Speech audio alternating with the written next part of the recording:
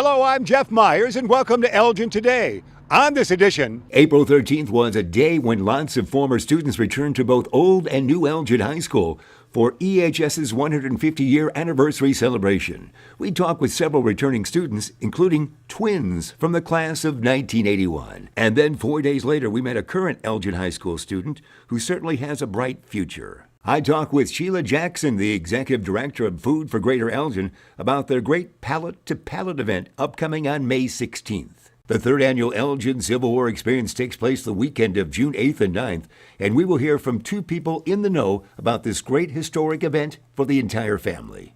From Fire Station Number 1 on Summit, Mayor David Captain's guest is Elgin Fire Chief Dave Schmidt, as the mayor and Chief Schmidt talk about some of the changes for a modern-day Elgin Fire Department. And I talk with new Assistant Fire Chief Richard Carter at a promotion ceremony that took place at the Edward Schock Center of Elgin in April. We'll have these stories and more on this edition of Elgin Today. We opened telling you that Saturday, April 13th was a very busy day in Elgin, as many returned to both Old and New Elgin High School for tour and more as EHS celebrated their 150-year anniversary. And on that same April 13th, I had the opportunity to be involved with week number 1 of the 7th annual Elgin Crosstown Bowling Classic, while our own Jeremy Hayes and Bruce Shipyor were at New Elgin High School. Jeremy chatted with these excited twins who came back to take a look at their old school. Well, I am Linda Groves Ludwig, class of 1981. And I am Lori Groves Brown, class of 1981. And we were the Groves twins while we came here. And I have a great remembrance. Every time we walked the halls, my sister Linda was a pom-pom and a rah-rah, and I was a jock. So Richard Filicetti was our principal at the time, and he would always stop us in the hall because he couldn't tell us apart. And he'd say, "Are you the rah-rah or are you the jock?" Yeah. So it's been just great being back here. We're walking the hallways, trying to remember where our lockers were, and just reconnecting with people that we're running into. Yeah, and we're also looking, I think she has a flag hanging. I think I might still have a flag because we had our basketball team, and I think we almost went downstate, but I think we might have something in the gym still. And I was also a gymnast, so I think there's a trophy somewhere with my name on it. So I'm seeing if that's still there, but this is wonderful. This is a great, and then great actually time. Our parents went to the old Elgin High. Right. So yeah, we our may, siblings. and our siblings, so we may actually run over there and check out that building too. But this is fun. We have some people coming today, and we're really excited. And hoping to connect up later and just do a lot of reminiscing. Yep. Jeremy also talked with the Elgin High School teacher since 1990, who was involved in a lot of the preparation work for this big event. John Devine, a social studies teacher here at Elgin High School. Just the place I teach, I thought, maybe for the first few years I taught here, and then I realized, wait, there's a big story of a school with a big heart and a long history. Education for all is something that's more than what we say. It's really what we're about, and I'm honored to be a part of that. There's stories in this newer building that reference our older building, like this sweater over here from the class of 1928. Interesting time. That was just 4 years after we first got our alma mater, which we'll sing today at this April 13th celebration of our 150 years. So Elgin High School has helped me pay my bills, raise my kids, and given me sort of an adoptive high school home is the way I see it. So yeah, honored to be a part of this today. You know, in our archives, our class of 1960's done such a great job of organizing and reorganizing 150 years of our story that it gave me a sort of an open door to dig and in an organized way approach some of the history, both including the history that was written 50 years ago by Mike Alft, but then digging into some original student newspapers and old yearbooks and things to learn even more. So I feel more connected beyond the moment to sort of the concept of the American public high school, but especially this high school. Yeah. Now, 4 days later at the Hemmons Cultural Center, we ran into a current Elgin High School student who also represent Elgin High School in all of our area very well in the future. I am Damarian Benton. I'm the Illinois State Youth of the Year, and my feelings about the event was really amazing. I got to connect with all the youths around Illinois and just really hear their stories and see like the impact of the Boys and Girls Club just more than outside of my own club.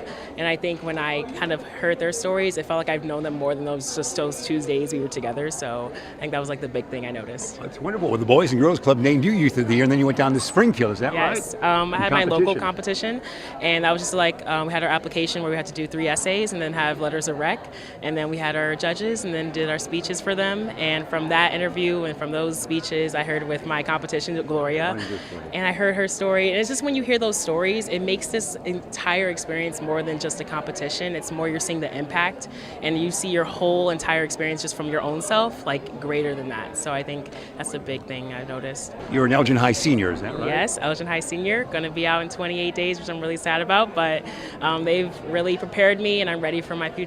So your college will go to Judson because that's part of your winnings, isn't yes, it? my Boys and Girls Club offered me a full ride at Judson University since they sponsored it, and I'm forever grateful for that. And another accomplishment, another thing they've given me, an opportunity they've given me. So just more and more opportunities they've given me. How long have you lived in Elgin? I've lived in Elgin my entire life. Yeah.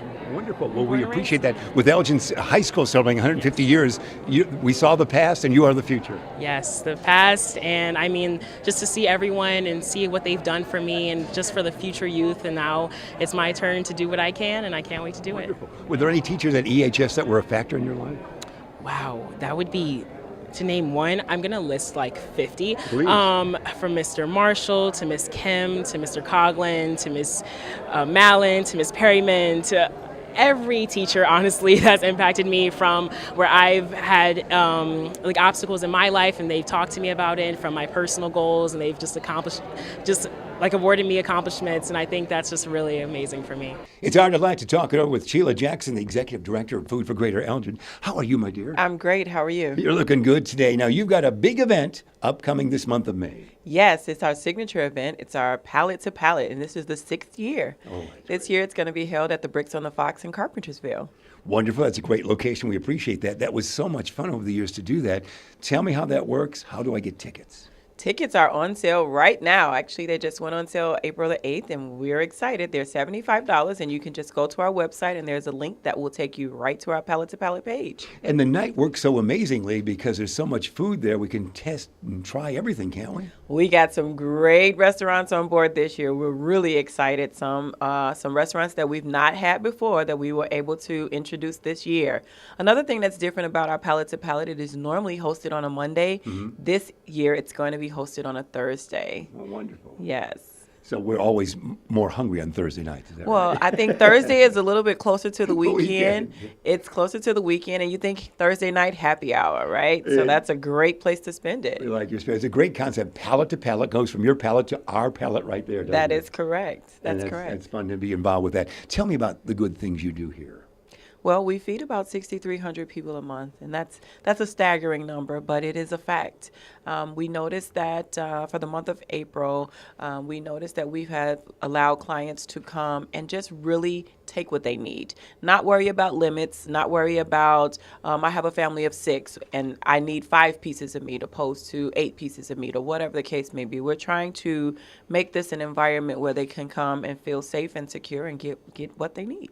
Wonderful. That's Food for Greater Elgin. You moved in the area just last year, did you not? I've been here. And you love it, don't you? I've been here 16 months, and Wow. I'm excited. I'm excited. I do love it. I know this is where I'm supposed to be, and just grateful every day. Oh, we like your spirit. 5:30 to 8:30 it is that night. So again, I can eat until the weekend approaches. Is that right? You can eat until the weekend approaches. Nice. Have nice drinks as well. Ooh, well, May 16th that'll be. So we appreciate that. All the information on your site. Yes. All right. Foodforgreaterelgin.org. She's 16 months in the area. Sheila Jackson, Food for Greater Elgin it is. Thanks for being with us. Thank you. The dates of June 8th and 9th will be the days for the Elgin Civil War Experience, now in its 3rd year, taking place in land owned by the City of Elgin near the Elgin Mental Health Facility on South State Street and near Route 20. We talked with the men involved with this. John Brace, a reenactor who helped bring it here 2 years ago, and Councilmember Terry Gavin, also a big factor in making this happen here. Let's talk first with Councilmember Terry Gavin. What do you think it means to our City of Elgin? You know, to me, from the very beginning, besides the fact that I'm a historian by nature, a military historian, amateur, of course, not my full-time job, it was an economic development thing, putting Elgin on the map, giving us a positive image thing of, look, we can do this. Other communities have been doing it for years. I think we have one of the best in the state. Now, I am a little biased, you can imagine. But the number of people there, hundreds of reenactors, a few thousand visitors, I think, each day if we get good weather. Don't have all the numbers, but that's kind of right in the ballpark. Again, it gets great attention when people driving up and down 31 there by the Secretary of State's office.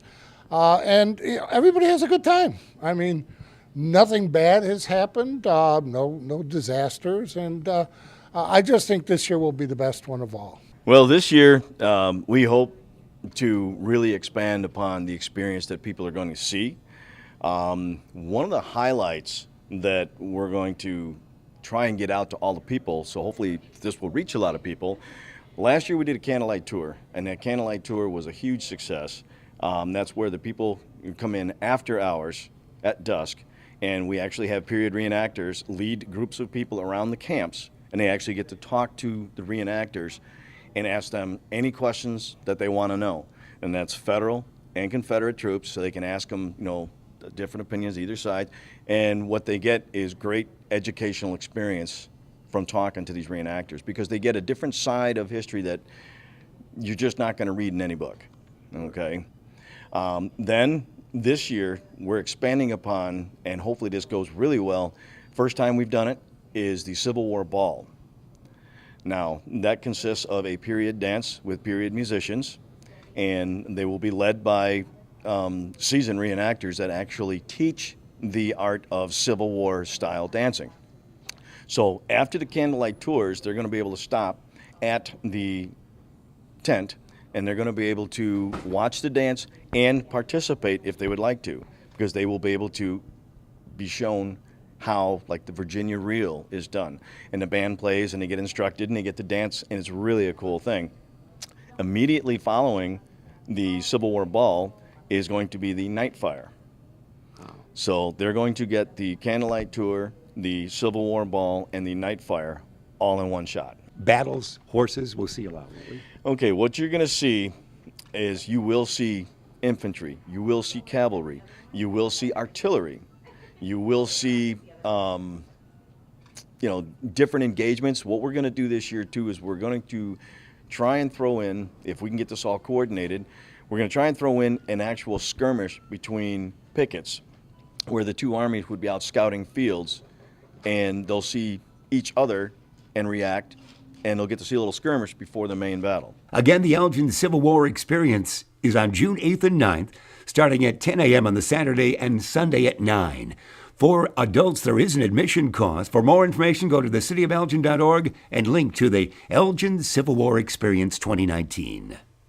It's time for our May edition with Mayor David Captain. Mayor, what do you have us today? Jeff, we're out at Station 1 with Chief Dave Schmidt. We're going to talk about fire protection, changes in really what's happening with fire department and fire protection for people over the last 30, 50, and we're even going to go back farther than that. We're going to talk about things that were maybe instrumental in the fire in Paris, and look back 600 or 700 years at differences in construction. So, really wanted to talk about behind us is the paramedic engine, and they really started to combine equipment and changes in technology that's helping us, helping everybody do a better job. And it's all about keeping people safe, keeping the employees safe, to make sure they have all the tools, and you're going to be able to get a broad look here at the equipment that goes into doing this job. So, Dave, I think that first question I'd like to ask you is, what changes have we seen as far as employees in the fire department in the last 20 years? We're changing the way that we look at things, I think.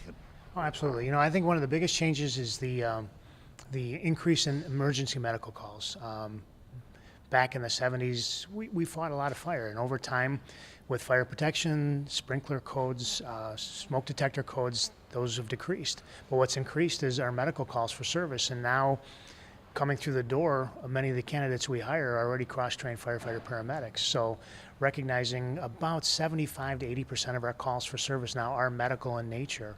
And that was kind of the drive behind putting the medical equipment on the fire suppression equipment, was that if the ambulance is committed and another call comes in, like in Station 1's area here, the quint behind us can respond, and it has all the exact same equipment as an ambulance. The only thing it can't do is transport the patient. So we can provide that advanced life support care to a patient, and then we just have to wait for the ambulance to arrive to transport him to the hospital. I would say that's one of the most significant changes. It's amazing. When we were younger, Emergency, the television series, was years ahead of its time because that's what they looked at right off the bat in the 70s, as you recall. Yeah, and it's really evolved into that. You know, when we look at response time to get to people as if they're in a life-threatening situation, and it's the first few minutes that are extremely important. So who gets there? You know, there's even been talk putting defibrillators in police cars, because a lot of times they may be the first, and trained police officers just to do that first response, and tide them over until the paramedics get there. That's what Bob Bedard, who recently retired, he said that was the changes in his 30-year career, where now there's that window of time we get there. Absolutely. You know, with one of the other big changes, just with technology in general, is with the fire service, we analyze so much data, and we're so data driven now. And we do look at response times. We look at those performance metrics, whether it's a structure fire with a flashover or a cardiac arrest, how soon before they begin to have brain death. And so then we start to use that data, and we'll go back and actually look at previous calls. And we've made some changes in how we deliver medical care based on an evaluation of our data. And so we've made different changes that have occurred. No question about that. But as you mentioned, the fire in Paris brings back the thought that there can be incredible fires. Right, exactly. And I think that, you know, we sometimes make a mistake and think that, well, our homes are built better, there's new types of construction, and they're safer. Well, that's not necessarily the case either. And, you know, I think back to the fire in Paris, and I think about how they would build something like that, and the wood in there, just the timbers and things were 600 and 700 years old, pieces of probably oak, and many of them were huge, you know, and it just a great fuel for the fire. But I want to talk to Chief Schmidt. You know, when we went through something a few years ago, talked about sprinklers in new development, and people will say, well, they're safer, but there are other issues there. And Chief, talk about some of those things, that the new construction has some benefits to it, but it also has other issues that go with it. Chief? Yeah, absolutely. So whether you look at, I guess the first thing you look at is the design of the houses now. You have larger, more open areas, and that's an area where if you do have a fire that occurs in the smaller compartmentalized buildings of the older homes, the fire could stay contained to a bedroom. But now with some of these open larger homes, you can have a lot more fire advancement. The other significant change, again, with technology, is with building construction.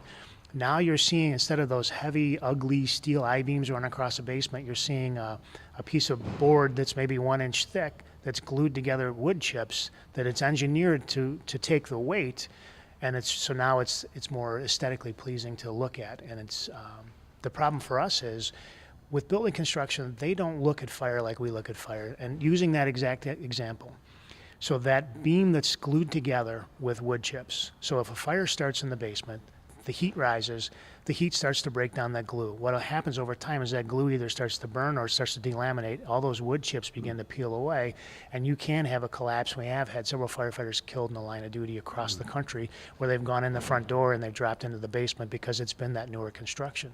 So I think that the approach that we took probably 7-8 years ago, with either using dimensional lumber, drywalling to protect that, to give it that extra barrier, or having a sprinkler head in the basement to protect that.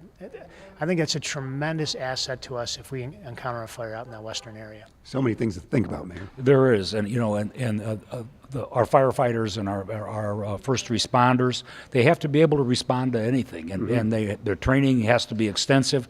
And I don't know how you train to put out a fire in a cathedral. You know, I think, and I heard things about that this created a thing like an oven because of the brick walls that were around it. The combustibles were inside, but they had the draft from the huge, as the chief said, the huge open space inside there created the draft. And people talked, well, why couldn't they bring helicopters in? They said they couldn't even fly over because the air is so thin from the heat that they couldn't fly over, and they didn't know they wouldn't be able to direct the water where they wanted to go in. Didn't they also say, Mayor and Chief, that the weight of that water would almost destroy what's left of the structure? Yeah, absolutely. You know, a gallon of water weighs 8 pounds. So if you think of a bucket that you're going to drop all that water, it's going to be a tremendous amount of weight. height.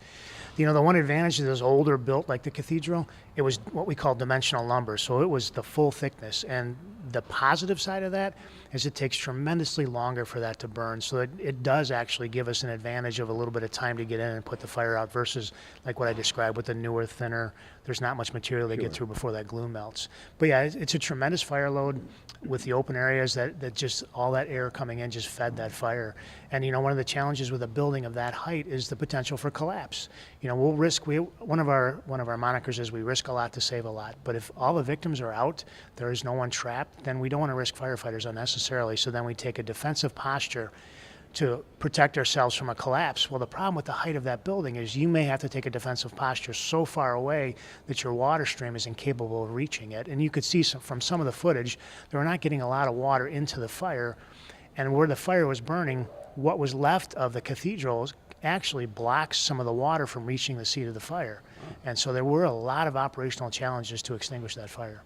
We're at Fire Station 1 on Summit as we talk with the chief, and we have about 3 minutes left. You know, I think, and one of the things that the chief and the mayor and the city manager face all the time is that we want to be prepared for things. We want our employees to be prepared and have the equipment, but we also have to balance the cost. You know, when you look at it, you can't be prepared for every possible contingency. And we went through this a few years ago when we talked about early response for a tornado or a windstorm. And, you know, we can do the best. We hope it never happens. We can do the best we can do, but I would almost guarantee if that happens, we will not have enough equipment here to deal with it.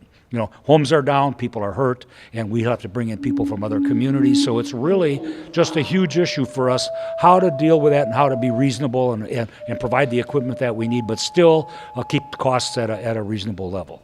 We're a working fire station on this day. Chief, I wanted to ask you before we run out of time, your dad was a chief, was he not? He was. He was a battalion chief in Rolling Meadows for 23 years, and he went up to Walker Mission outside of Grand Rapids and served for 15 years as a fire chief. He has retired now? He has retired now. He's actually working for FEMA in his third career. Wow, isn't that something? 3 careers, that scares me. I'm on a second one, that's bad enough.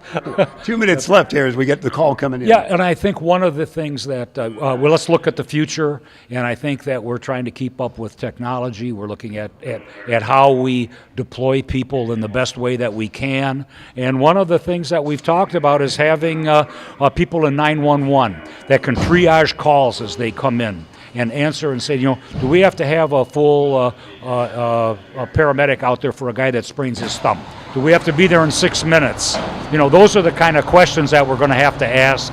And we're going to go right out. We keep everything moving right now. We're kind of like the working emergency, aren't we? Absolutely. They actually just caught an ambulance call right now, so they're responding, and they'll beat the ambulance in because it's in this geographical area. So they'll provide that medical care until the ambulance arrives. So exactly what we talked about is happening right now. All right, we're action right here. This is give yourself credit here, Mayor. Well, give those guys the credit. We'll give you FEMA credit. You know, and I think that's one of the things that we deal with is how do we look at the future and provide the best response times that we can. And one of the things I brought up at a council meeting, you know, even the technology that we have today, and we have accidents out on Randall Road that 10 or 15 years ago, somebody'd have to go to a nearby home to make a phone call. Now they can do it on a cell phone, and in 5 minutes or 2 minutes, it's on Facebook. That's right. So we get that quick response, so we're helping in a number of different directions. You've moved into that modern generation, Mayor. I'm trying to. From call somebody and grab the house phone, and now it's cell phone. Yeah, then that's just the way that technology is, and we try to keep up and do the best that we can do. Any final thoughts? You've had lots of retirements lately, but you have a great crew active, don't you? And Mr. Carter now knew the assistant chief. Yeah, you know, we joked that our succession plan was put to the test, and it's responded. You know, over the last 2 years and going forward another 6 months, we've lost 500 years of institutional knowledge with the amount of retirements. And what is so amazing about the men and women in this fire department is every time someone retires, there's someone ready to step in to take their place. You know, we've been very fortunate from the city council and from the city on the support for training, and so that we give them the opportunities to go out and seek that training. And our goal is that when they rise to that next rank, they're prepared and they're not walking into a situation they're unsure of. And we do everything with our training division and through the training opportunities outside even the city to provide that training for them to make sure the citizens have the best trained, highly trained fire department. We got to scoot because you got more action coming in. Mayor, we appreciate all that. You're going to don a helmet and put you on duty. Thanks, Jeff. Hey, I went through a training program about 10 or 12 years ago. Just about killed me, but I it was. Remember. They had to give you air, didn't they? They had to do everything for me. I've seen that video. But it was exciting, and that was the reason I wanted to do it. I wanted to see what it was like and what these guys go through. And you can't really appreciate it until you do it and you get around in all that gear and get put in those kind of stressful situations. So, Chief Dave Schmidt, we appreciate you being with us. You got a great force. Thank you very much, and thanks for having me. All right, Mayor. thanks, Chuck. We'll see you next month. All right, we got the mayor on call almost. That's from right here from an active Fire Station 1 on Summit. That's our segment with Mayor David Captain. Also in April, the Elgin Fire Department held a promotion and oath of office ceremony at the Edward Schock Center of Elgin. Promotions included to Assistant Chief Richard Carter, Battalion Chief Daniel Rink, Captain Scott Smith, and a promotion to Lieutenant for Byron Johnson, and a badge ceremony for Stephen Wendt. We had a chance to talk with the new Assistant Chief for the Elgin Fire Department, and that's Mr. Richard Carter. Well, I'm excited about it. One of the best things about the fire service is there's always new challenges. I love being challenged. I've been working as an operations person for a long time in my career, and now I get to work on the management side, so I'm very excited about that. Great. You've been with the force since 1991. Tell me how that all came about. Well, I wanted to be a fireman since the time I was about 22 years old. My wife is from this area, and I really like the area. I'm actually from Florida, so I moved up here. I fell in love with this area, and I started taking tests, and I was very fortunate. I got hired in Elgin after about 2 years of testing, and I've been here ever since. Talk about some of the other highlights you've had in your time here. Well, I was on the technical rescue team for about 12 years. So I actually was talking to my wife about this the other night. You know, I came on, I was a rescue diver, so I've dove under the ice. I've rappelled off 12-story buildings. I taught in grade schools for many years. I ran the Elgin Fire Academy, and I've been part of this training division. So I've done a lot of different things in this fire department, and I've also been fortunate enough to be a shift leader and a crew leader. Well, I know you're excited, and Chief Schmidt is a wonderful chief, isn't he? Chief Schmidt actually was the first fireman I ever started working with on this fire department, and I knew the minute that I started working with him that he was going to be a great leader. That's great. And it's come true. Well, his dad was a chief as well, so he know the ropes. Oh yes, his dad I believe was in Rolling Meadows for quite some time, and then he went over to Michigan and he was a chief there. But he had a good place to learn from, as do I. And after the ceremony, there was plenty of time for photos as we see new Captain Scott Smith and his lovely wife, and also there was a chance for a piece of this very unique promotion cake. And that's how things went. April for the promotion and oath ceremony for the Elgin Fire Department. Let's remind you that the Mayor's Awards for Preservation will take place on Tuesday, May 7th at the historic First Universalist Church, 263 DuPage Street. And speaking of the mayor, Mayor David Captain had some important information about an annual film festival in the month of April. We're at the Latino Film Festival at Elgin Community College, and what a great event. It's been going on for a number of years, and Margarita and Enrique Mendoza have been doing this, and they've made this a great success. It's drawn people from all over northern Illinois to come to the city of Elgin and enjoy a film festival. And this year I think it's special. And it's special for me, so I want to make a little bit of an announcement. I think that they have crossed the... I talk about taking Elgin to a different level, and I think they're doing that this year. They're taking the Latino community, and we're going to talk about social issues. We're talking about autism. I've talked to them about personally about talking about dementia and how it affects everybody in our city. And they're going to they're highlighting that in their first film tonight. And I think that is significant for our city. And I think we are at the point that the city of Elgin needs to provide some additional funding to help make this a success. And we need to bring people into this, and we need to make a better effort at publicizing it. And I think this will cross a bridge for the city of Elgin. And the 50% of our people that speak Spanish, this is an opportunity to educate and to really create something that's special for this community. I look forward to it. I look forward to working with the Mendozas in the future. And this has a great opportunity for us to take Elgin to the next level. You can learn more about the information you saw here in Elgin today or about city services, programs, and events by going to the Elgin website at www.cityofelgin.org. And now the City of Elgin has a 311 contact center. Elgin 311. Call, click, connect by calling 311, the city's information and request resource. Elgin Today is produced by BTE Video for the City of Elgin. Our producer is Jeremy Hayes. Our still photographer is Bruce Shipyor. I'm Jeff Myers. Thanks for watching Elgin Today.